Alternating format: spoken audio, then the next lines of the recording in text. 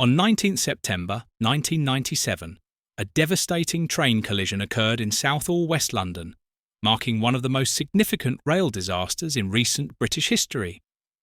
The incident involved a high-speed InterCity 125 passenger train travelling from Swansea to London Paddington.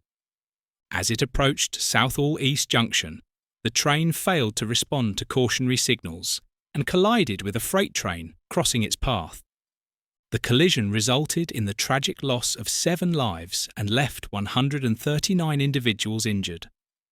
Investigations revealed that the automatic warning system, AWS, in the passenger train had been deactivated earlier that day due to a fault.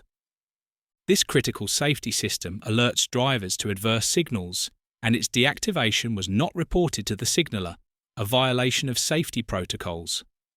The driver, Larry Harrison, was found to have been distracted at the time, reportedly packing his bag, and did not notice the cautionary signals. He was charged with manslaughter by gross negligence, but the charges were later dropped. Great Western Trains, the operator, was fined £1.5 million for failing to ensure the AWS was operational. In the aftermath, significant changes were implemented.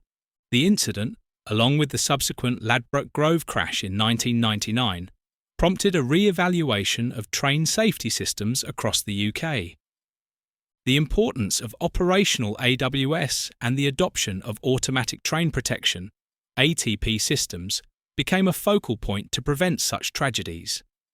The Southall Train Crash serves as a sombre reminder of the critical importance of adhering to safety protocols and the potential consequences when they are overlooked.